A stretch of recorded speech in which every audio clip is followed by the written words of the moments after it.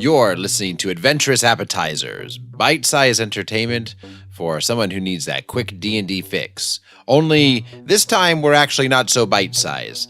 We ran a question and answer and got so much feedback that we ran a little long. So this will be one of our longer episodes, but there wasn't a good place to cut it, and I think you'll find all the content to be very enjoyable.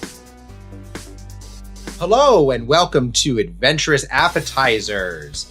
Today I'm here with my friend Tyler. Hello.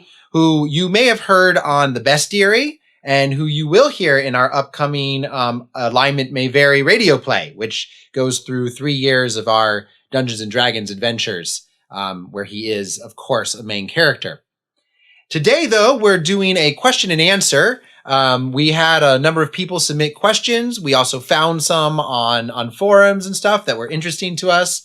If you'd like to submit a question, please write to alignmentmayvary@gmail.com or check out our Facebook page where we'll post when we're looking for questions. A lot of today's questions are about running a game or advice for gamers. I've been a DM now for, 5 years.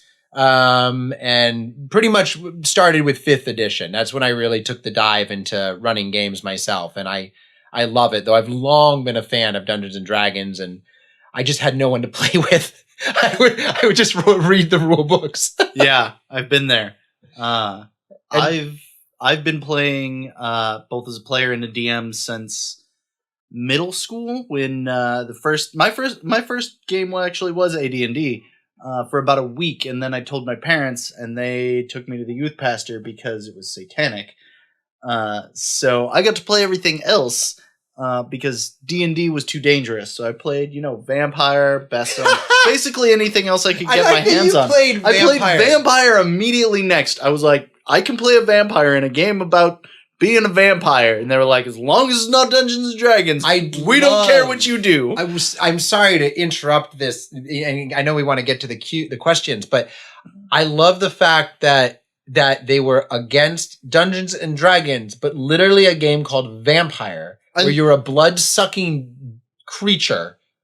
That was okay. The beauty of it too was they weren't internet savvy. It was the late 90s at the time, so they weren't reading the news articles about how vampire players in Florida were like supposedly going around, kidnapping people or whatever. Like, it was the new dangerous craze, but they remembered from the 80s how dangerous D&D was. Wow. So I played a lot of other stuff until finally meeting John, and we got some groups together playing Pathfinder, and finally 5th edition came out, and we finally got our D&D needs met. Yeah, that was it. Our needs were met. All right, on to the questions. Yeah. So the first question comes from Reddit, and it was a user Oze, and they asked, "What's the best way to play a big group like 6 or 7 players?" That's a fun one. 6 or 7 player groups have a lot of challenges. The first, the biggest challenge of a big group, I guess, that I've encountered, and you've probably found the same thing, is combat. Yes, combat. Jeez. Right? You'll be like, okay, we've got like 2 hours to play. Let's start off. You're in a tavern. A bar fight happens, and that's 2 hours. So I think first is setting some rules for combat is core in big groups. If you need, a timer, a stopwatch, something like that to say like, okay, everybody's got 2 minutes to figure out what they're going to do. 2 minutes should be more than enough time. If you've got 6 or 7 players, that means each person has something like 10, 12 minutes of listening to what's going on around them to make a plan. If they can't in the next 2 minutes, more time isn't going to help them. Yeah, I think Tyler mentions the main problem with larger groups is definitely coordinating the combat. It's just you're going to come into everything's going to take longer, and You want to make sure every player gets their, say, even outside of combat. And that can be tricky. I think my best advice for running a big group is bring some more resources.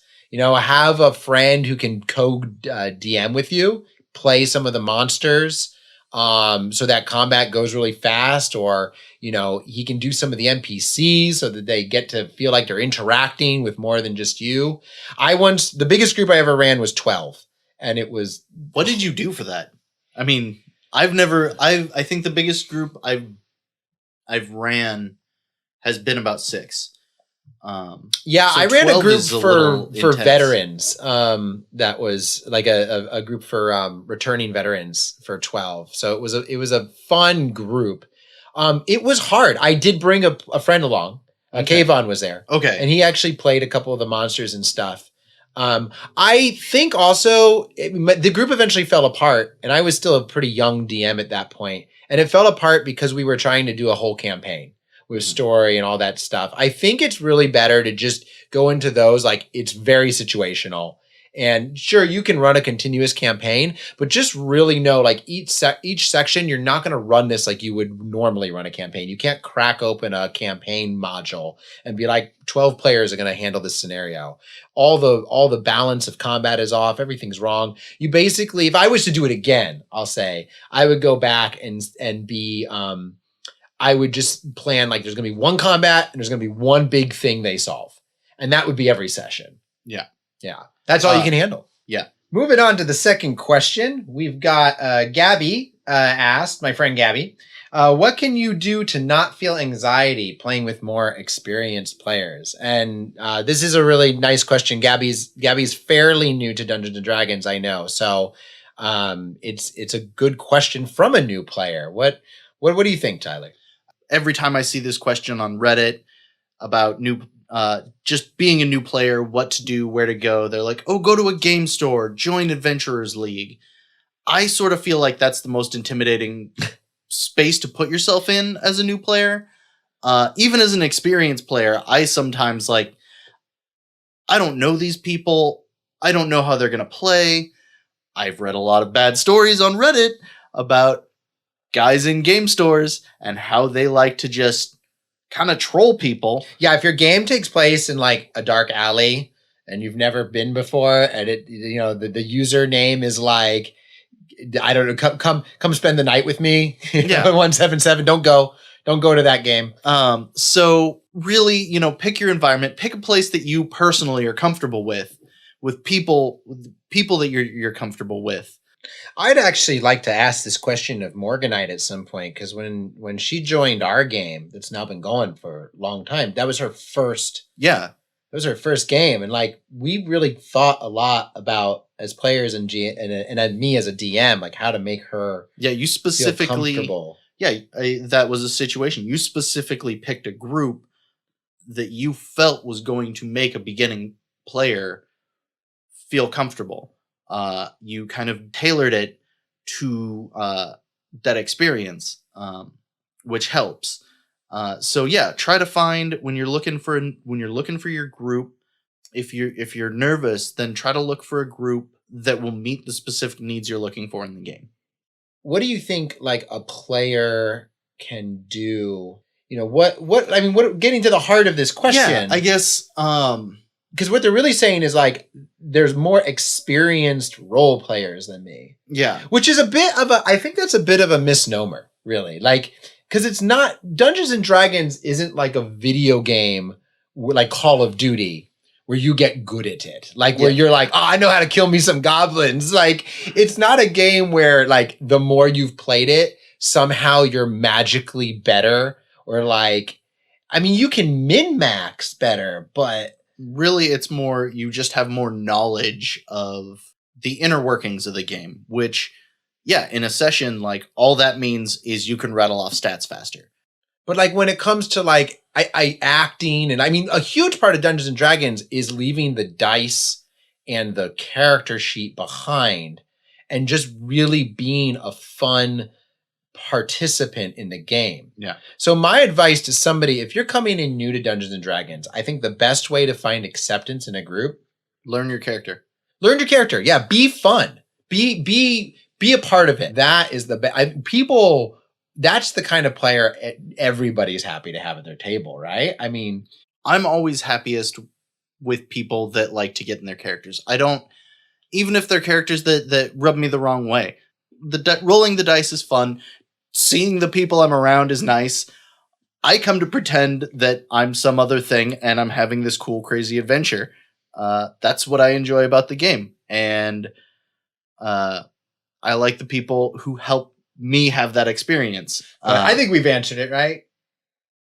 I think so. Yeah. Feel good about that answer? I feel good about it.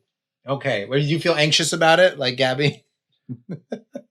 No, because I've answered this question multiple times to different people. The one flip answer I will give is don't play a wizard. Like if you don't want to feel anxiety at all, play a fighter because you know exactly what you're going to do every session when you sit down. It's true. Okay, there we go. That's our solid advice. How do you not feel anxious? Avoid magic. Yeah. The next question is, we got a couple people who asked this. JC Denton, which nice shout out there, and also Richard Penwarden. Both asked about encumbrance. JC Denton said, I really like encumbrance and food needs in games. Why don't more groups like them? How can I get my group to like them? And then Richard Penwarden asked, tracking things, no, not survival investigation roles. How do you handle consumables such as food, gold, ammo, spell components, etc.? Do you like to tally it to the closest ounce constantly, or do you prefer to gloss over it? Feel free to discuss encumbrance too. So, because both of you guys mentioned encumbrance, I think I'll start there. I personally, as a GM, have problems with encumbrance and tracking spell components and all of that because of this. When you sit down as a DM to design your game scenario, you're pulling in elements of that make it feel a certain way. If you're tracking, food and water and how many spell components you have, that's a very serious, you're talking about a very realistic, gritty world. And if your game is set up to be like that, it's going to be gritty, it's going to be about survival, it's going to be, we're tracking our day-to-day needs, then instantly I run into the problem of, well, then why, when a goblin runs up and stabs you in the stomach, do you take 5 damage? Like, why? I feel like the system of Dungeons and Dragons, most of the systems don't support a gritty, not that they can't be dark or meaningful or serious, but I don't feel like they support this sort of we're tracking reality here. Right. I feel like if I was playing a different game, and I would totally be down, we're a group of settlers on the Oregon Trail, and we were playing that as a role-playing game, like the old video game, But guess what? If you went really hardcore into that, I wouldn't necessarily be opposed to it, but that's not the game I'm playing when I leap 100 feet into the air as a monk and punch a dragon to death. Yeah, because guess what the Oregon Trail video game doesn't have? Dragons. They don't, you die of dysentery, but you never say, Sadie died of dragon. That just doesn't happen on the Oregon Trail too often. And maybe that's a secret ending. Yeah, I feel like I might have died of dragon once. No, that was you tried to ford the river for the 17th time, even though your party members told you not to. Yeah. And then I was eaten by a sea serpent, I swear. A river sea serpent in the prairie. It was amazing. I might have had a fever at the time. You should only ever use rules in your game that service the game itself, that service the game experience. So if you feel like, your players, they've killed the dragon and there's 1 million pieces of gold and it all weighs 10 tons and you want to get on to the next campaign, just say somehow you got it all back to civilization and used it to buy a castle. If you want the problem to be, okay, now there's an unguarded dragon's hoard of all this gold, and you don't have time to move it all before other adventurers come seeking it, Now you've done something that services the game. Now you've used encumbrance rules to complicate the situation and the story so that the players are now going to have to deal with this new situation of other people coming into the dungeon and trying to steal their gold while they're trying to figure out how to move it. That's interesting. Yes. But if you don't want to do that scenario, then all you're going to accomplish by telling your players they can't carry all that gold is you're going to be welcoming yourself to 13 sessions of your players wandering in and out of the dungeon, carrying handfuls of gold to deposit in a bank somewhere. That sounds miserable. Yes. Also, on the subject of food, a thing that I have noticed that I was particularly frustrated by in running Princes of the Apocalypse. I had a situation that was created by a player that made my characters outlaws to where they were unwelcome in any of the towns. I thought this would create, interesting scenarios once they started running out of rations, except that one of the characters had the, I believe, Outlander background. The Outlander background is broken for any survival environment outside of the harshest. I don't recall what that does. What does the Outlander background do? It gives you forage, which means that you can provide food and water for up to 5 characters. Just daily? Daily. See, and this is another thing as a DM, where if you find there's a rule that, again, is not servicing your game, I think it's fair to be like, we're not going to use that rule. You have to talk to your player. Because if your player is like, no, I specifically took Outlander because I want to be that guy that, Right. And in hindsight, I could have created a situation where, like, it's been 3 weeks. You guys have been in the same 3 square miles. All the small animals are dead. All the berries are eaten. Well, but also you have to ask yourself, like, why are you creating that scenario? Yeah. Do you really care if your players are able to find food? Again, it comes down to, what do you want your game? Does it service what you're trying to do? If your whole idea was you want to run scenarios where, like, literally it's about them finding food and shelter every day, then Outlander is probably something you're going to have to figure out some house rules for, to at least have them role play those scenarios so you know how that guy's doing it. But if it doesn't, if your goal is to get into the next part of Princes of the Apocalypse in the story, then maybe you don't care. So I think the long and short answer on how I get my group to, like, well, I don't use encumbrance. I don't think anybody's going to ever like encumbrance. Never a more honest word spoken. No character adds up their starting tally and realizes that they can only carry 6 more pounds. And that's not a lot of treasure.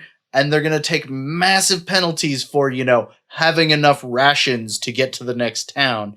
Nobody likes that. Why do you think that ever got started? Where did that get started as being fun? Like, why did people think that's fun? Is it the thought of video games? Because, like, they do all the math for you, and so it becomes this actually lit. I don't even really like it in video games. I think it. I get where it comes from. Because D&D didn't start out as a storytelling thing. It started out as simulating tactical Lord of the Rings. Because I was simulating Napoleonic Wars. Right. Now I want to simulate. The Battle of Minas Tirith. Yeah. I like that we said 2 different awesome battles. Yes. That was perfect. But why was it ever actually fun? Like, did anybody actually think?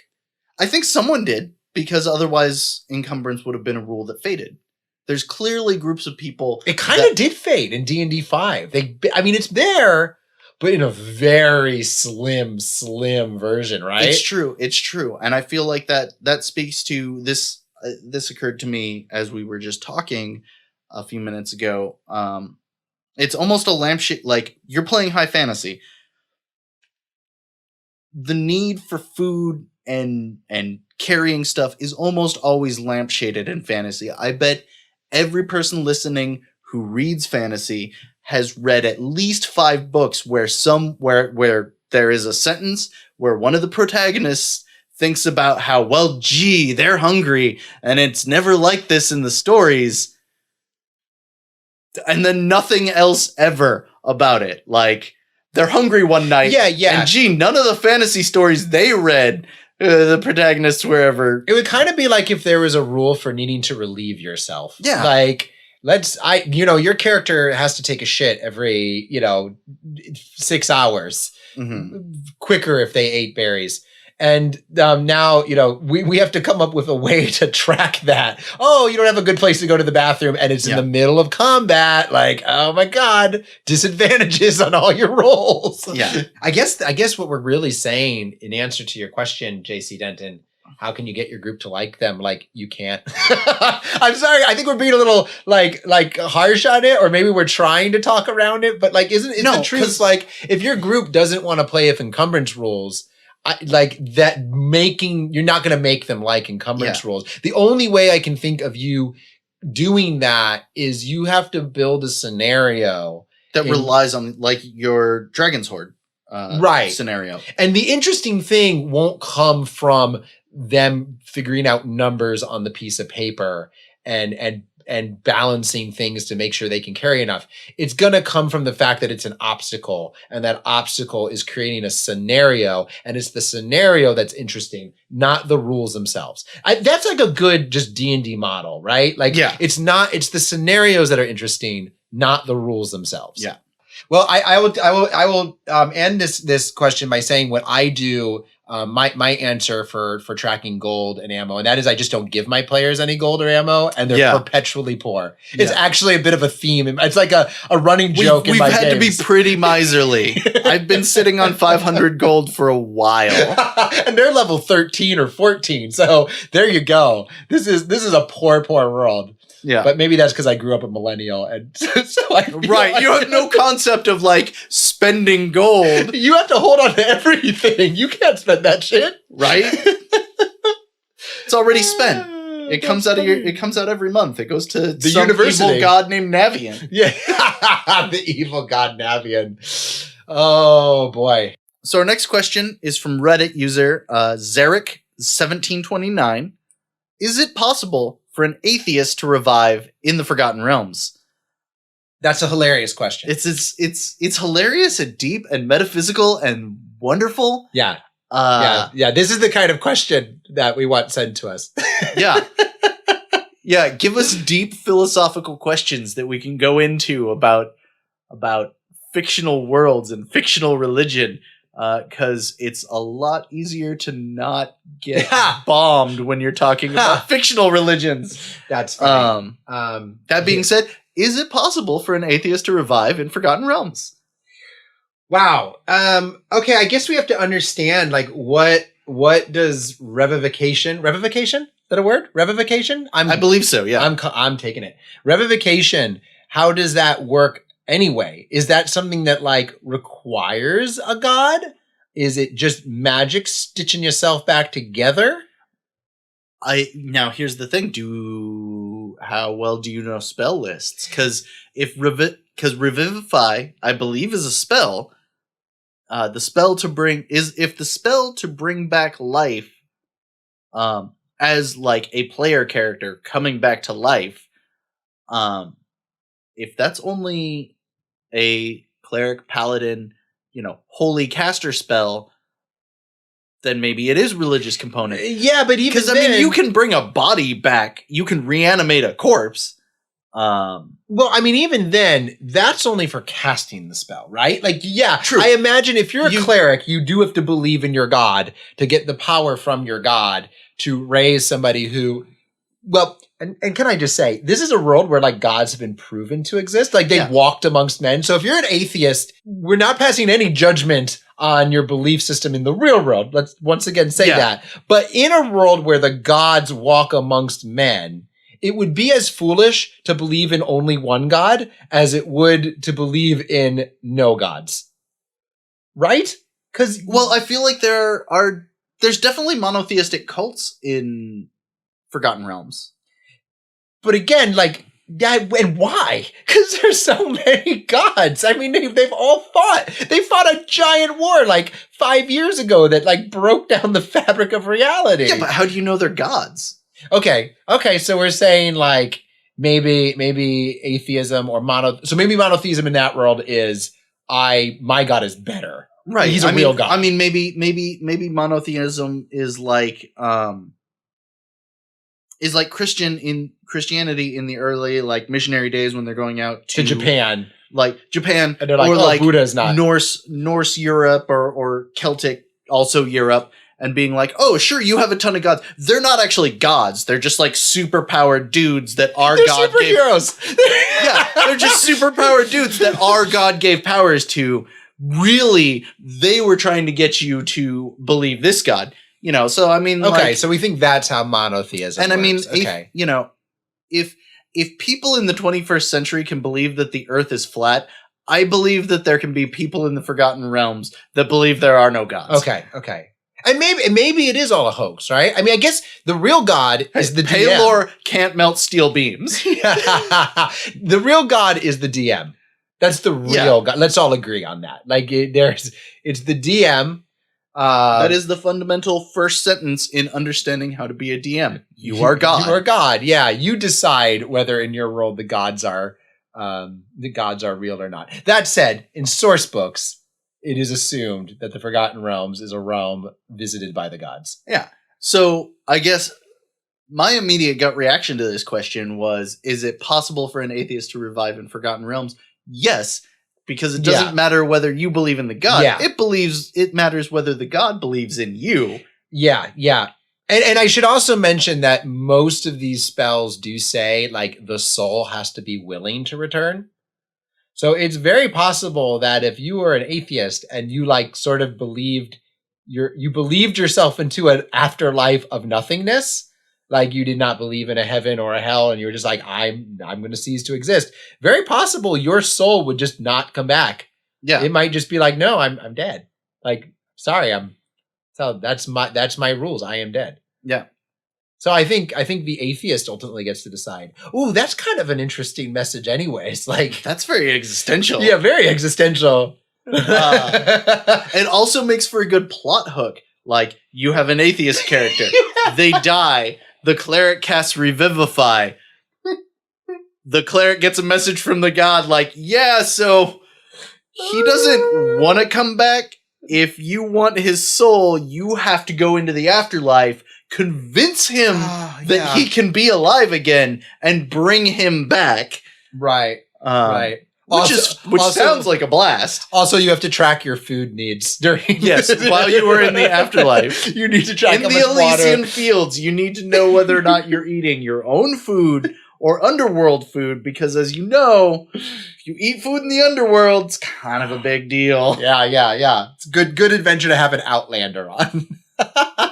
So I think yes, it is possible for an atheist to revive in Forgotten Realms, though it may create complications based on whether A, the god wants to revive them for not believing in them, B, whether that soul wants to come back to life,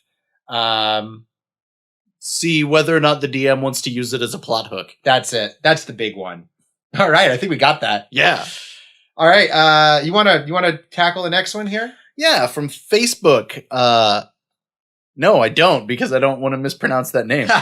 Our next question comes from Facebook from one of my fellow Lone Wolf, Joe Devers Lone Wolf lovers, Nur Asfar.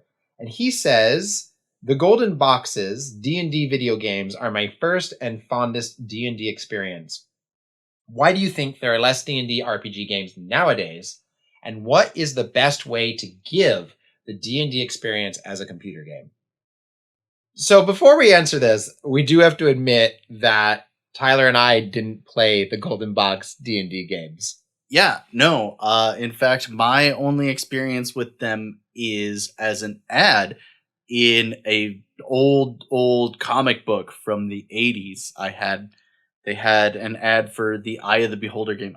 Maybe it was the early 90s. I don't know. I mean, that might have been... I'd have to look it up. But let's just say it was a long time ago. Yeah, it was either Ghostbusters comic or it was a reprint of the issue of Amazing Spider-Man where he shows back from after Secret Wars with the black suit. Way too much information. Both of these things are good. I'm excited by this. But yeah, I was fascinated by this picture of this. You know, I didn't know what it was. It didn't say anything about you need to have a personal computer to play. It was just like this cool ad for this thing called Eye of Beholder. And I was always fascinated by it. Now it turns out it was a video game I could never have played. And my first D&D video game was Baldur's Gate. From the 90s, very, very well known, and was actually the first time I got to play Dungeons and Dragons. Because, like I said earlier, I didn't have any friends, so I got to experience it in the video game finally. I do think despite our lack of familiarity with the actual games themselves, I do think we can answer this question though, and it's based on D&D history, Dungeons and Dragons history. TSR, when it existed, they were looking to expand Dungeons and Dragons in so many ways. There was literally Dungeons and Dragons crochet. Yeah, everything that they could possibly do. I mean, that was Gary Gygax moved to Hollywood because he was like, I'm going to get a movie made, I'm going to get a cartoon made, I'm going to get a TV show made. He did get the cartoon. He got the cartoon. He probably would have gotten the movie, but Satanic Panic hits everybody in weird ways. There is a whole story about how Hollywood failed Dungeons and Dragons, but we can that's a whole other topic. Yeah. Needless to say, it didn't work. TSR was willing to ship off their product to whoever could create something with it. And it ended up costing them a lot of money and was one of the main reasons they went bankrupt. Yeah. So when Wizards of the Coast acquired the licenses, they became much more careful with them.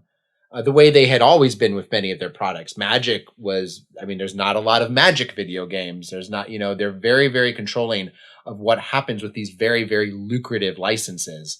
So to answer your question, that right there is why there are less D&D RPG games today. As far as how to give the best Dungeons and Dragons experience as a computer game, that is a very, very, I think, subjective question because, for me, I really appreciate Baldur's Gate, and that's sort of what they did with that, where it literally feels like you're playing a game of Advanced Dungeons and Dragons with, friends who are actually computers, but let's not get existential about that. Some people would, much prefer, Final Fantasy and Dragon Quest, these all came out of D&D. Yeah, Final Fantasy IV straight up feels to me like you're playing a Dungeons and Dragons campaign. The entire time I played that game, I felt like I was playing... Zelda, right? Zelda's another way to experience Dungeons and Dragons. Kind of, yeah. It's definitely an offshoot, but I would say more than half of the games coming out these days have some tangible connection to even your first person shooters these days have stat blocks that feel very much like Dungeons and Dragons stats. Obviously BioWare, starting with they did the original Dragon Age and Mass Effect. Yeah, Mass Effect. Well, even earlier, didn't they do Neverwinter Nights? Yeah.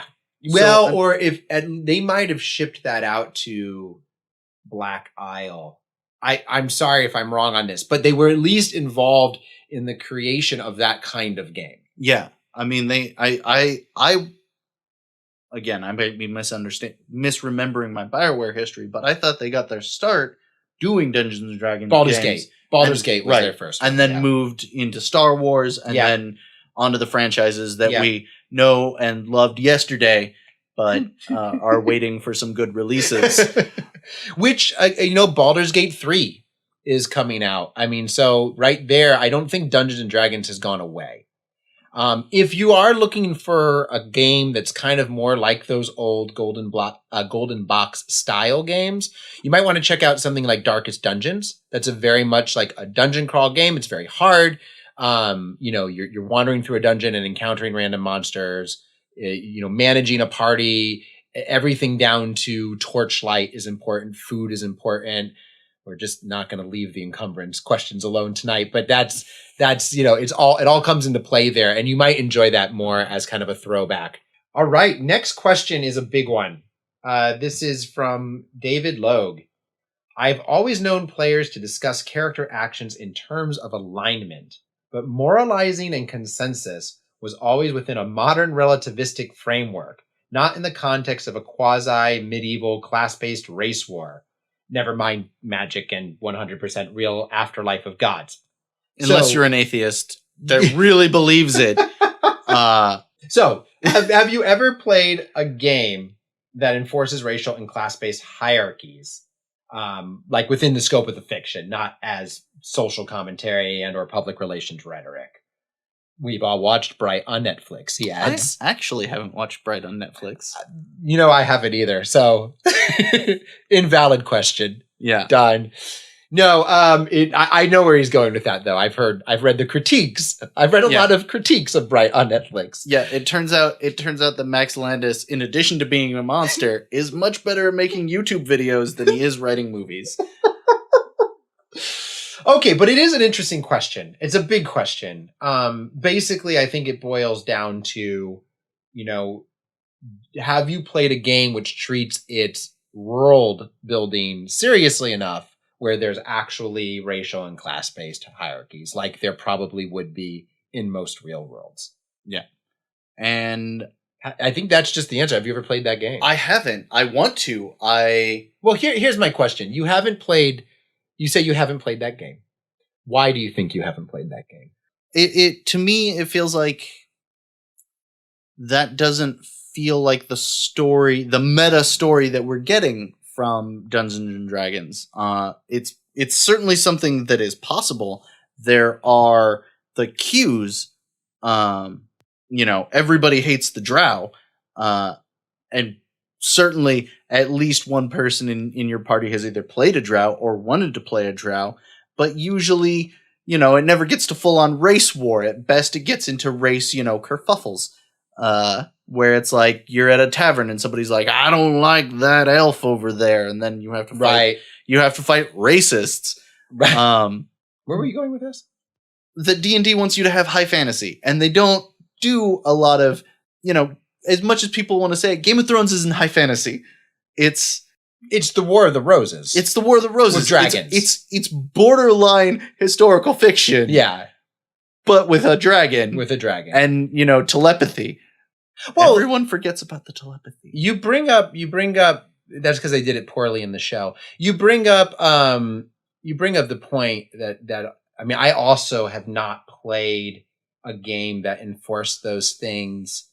And I think the reason is because they are sensitive subjects and they're difficult subjects to write. Yeah, you have to be a great writer, and then your players have to be good actors and be willing to set, a lot of biases and preconceptions at the door. And if you're playing at a gaming table at your local hobby shop, and maybe you don't even know everybody, it might be hard when a perfectly logical action is for one of your characters who's a lord to just go prima nocta on somebody. That's why I think you do get little touches of this. Like you'll get, racist dwarves or elves against each other, or like the drow. Yeah.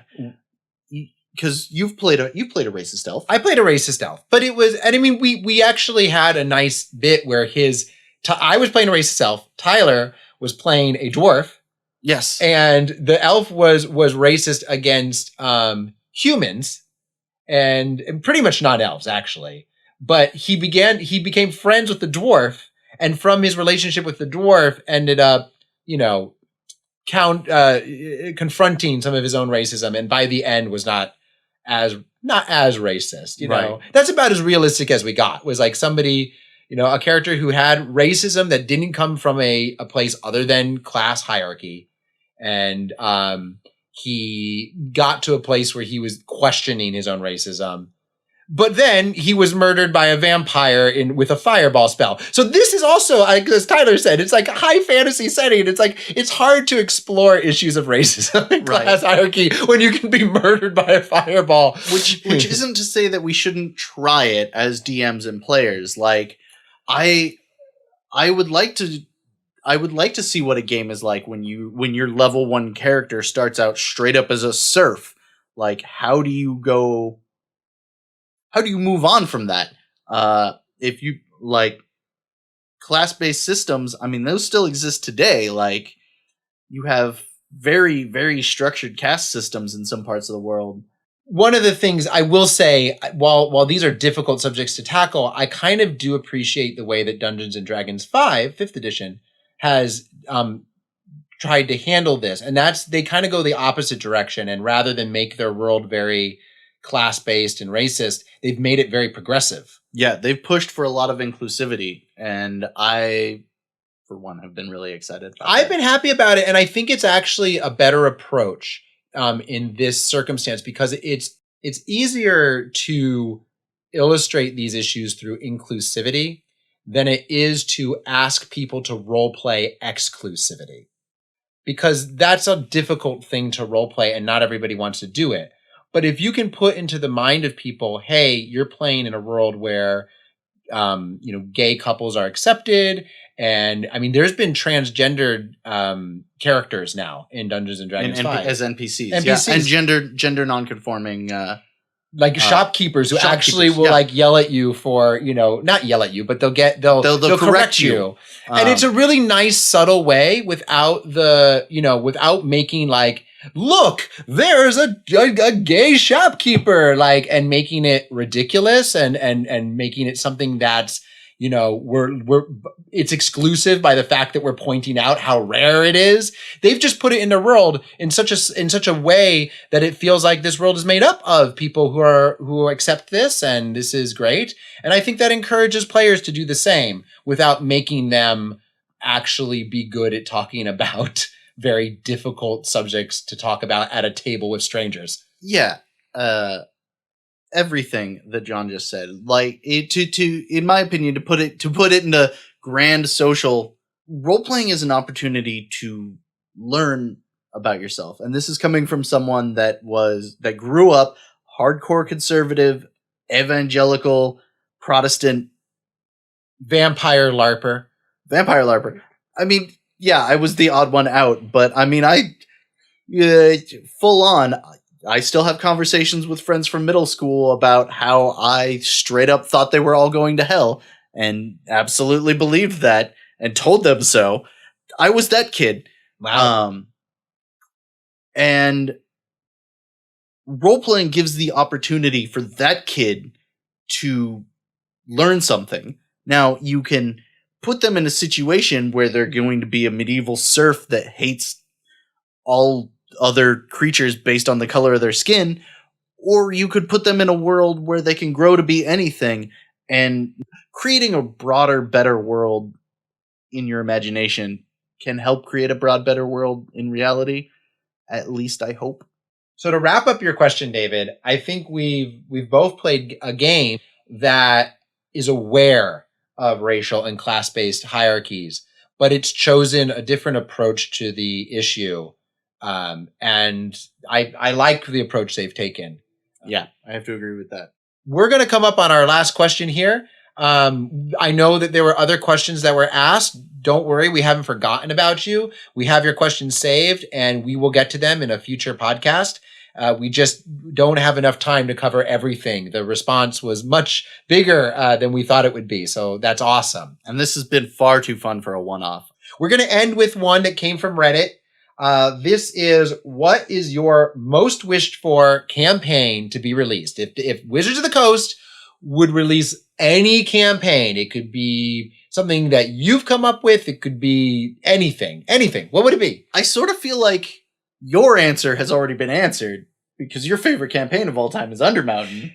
Yeah. I will say that yes, before Undermountain was released, that would have definitely been my answer. I have waited since 2nd edition for a new version, a more complete feeling version of Undermounted, and they've given it to us. The 5th edition version is awesome.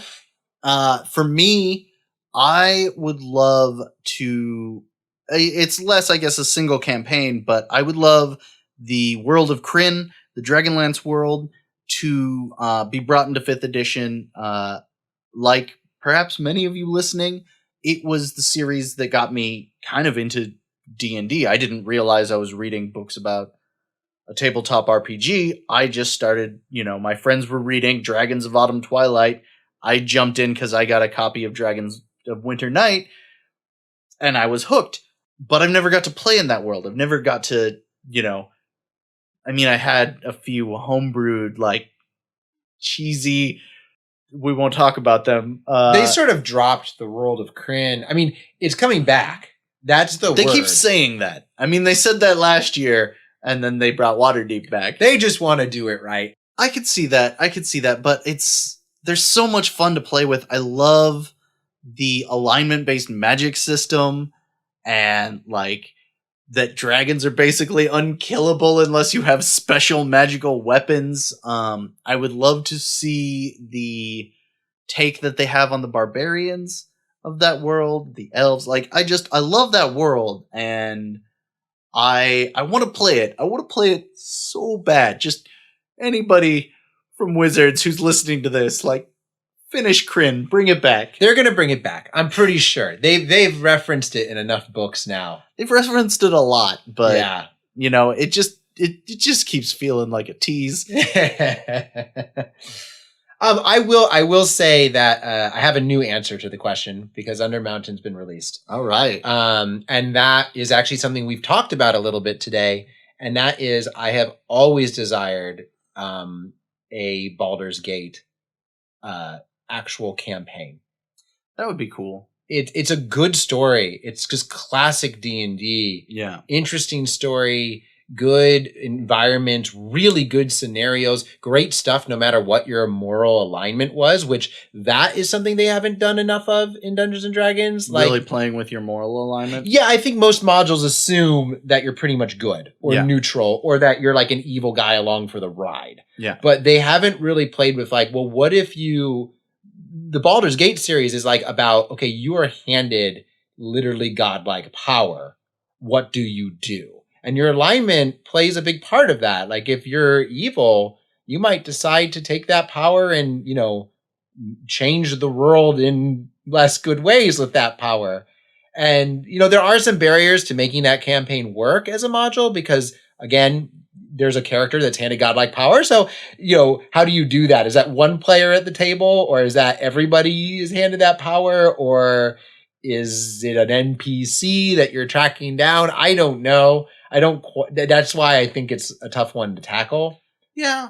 But regardless, I love the scenarios, and I would love to see that campaign given the D&D 5 treatment. I don't think it'll ever happen, but that's my wish. I mean, maybe a tie-in with Baldur's Gate 3 coming out.